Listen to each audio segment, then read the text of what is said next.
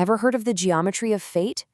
It's this powerful, kind of spooky idea that some places on Earth aren't just dots on a map. They're intersections, crossroads, places where your destiny can be chosen or maybe even stolen. Today, we're diving deep into how these ancient myths can actually draw a psychological map of an entire nation. Look, we all know how to read a map, right? A physical landscape, a set of directions. But what about the internal landscape? What about the journey of the soul? That's really where our story begins, at these moral crossroads, these strange liminal spaces where the path forward is, well, it's anything but clear. These places aren't just any old spots. They're called liminal thresholds. Think of a fork in a dark road or a lonely gallows hill. These are supercharged spaces where, according to folklore, the veil between our world and the supernatural world is paper thin. And a single choice you make right there can completely change the geometry of your entire life. And that's what we mean by the geometry of fate. The physical layout of the land, the way the paths cross, the shadows fall, it actually mirrors the spiritual conflict happening inside the person standing there. It's like a stage where your human will is about to collide with forces much, much bigger than you, whether they're divine or demonic.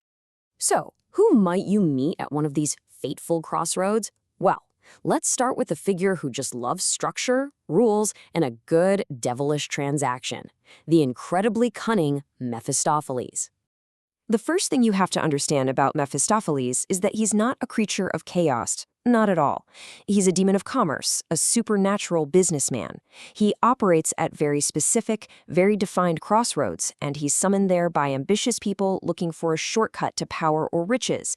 And to seal the deal, he puts on his wanderer's mask, looking like a respectable nobleman or a scholar, making his pact for your eternal souls seem like just another business negotiation. But, not all these liminal spaces are so structured. Let's move away from the crossroads and go to the wild edges of the world, where we'll meet a very, very different kind of wanderer: the ancient god Wotan. Wotan, who goes by the Wanderer, isn't interested in making deals. He haunts the untamed places, the deep forests, the gallows hill, places where society's rules just evaporate. His method isn't commerce, it's scrutiny. He's there to judge. Hidden by his famous cloak and wide-brimmed hat, he just observes. He tests the true character of mortals, weighing their fate not with a contract, but with a kind of ancient divine wisdom. So when you put them side by side, the contrast is just crystal clear. Mephistopheles operates within human systems, at organized crossroads, using our ambition to acquire things, namely our souls. Wotan operates completely outside those systems, at the wild edges, testing the very core of who we are.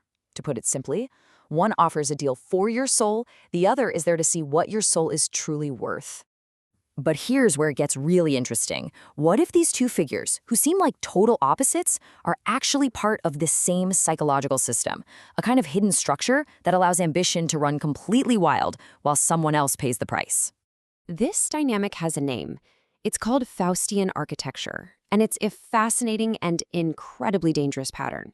You have a big, ambitious hero, like Faust, who wants all the knowledge in the world, or even the god Wotan, who wants supreme power, and they basically outsource all the morally dirty work to a clever, cynical advisor. And it unfolds in 4 basic steps.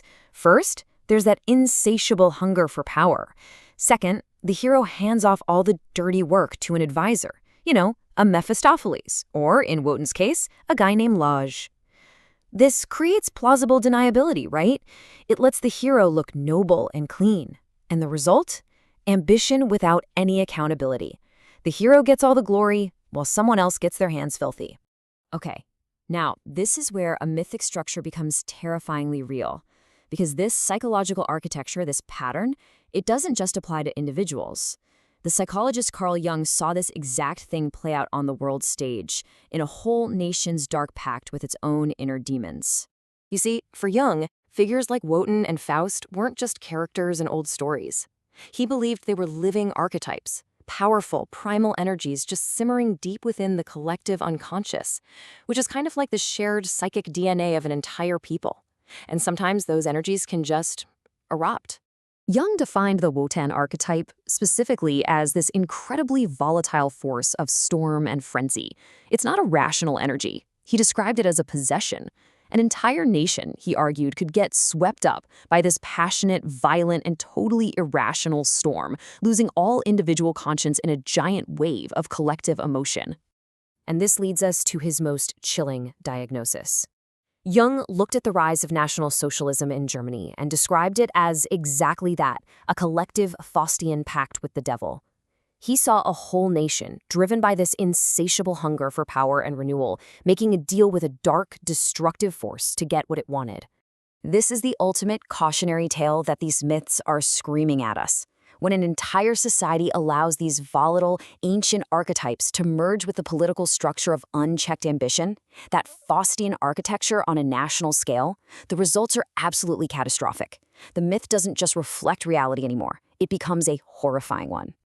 So you see, these stories are so much more than folklore. They're psychological maps. And they force us to think about the thresholds in our own lives, both personal and collective. Which really leaves us with one crucial question. When that storm of collective frenzy starts to rise, and you find yourself standing at that fateful intersection, who will you be?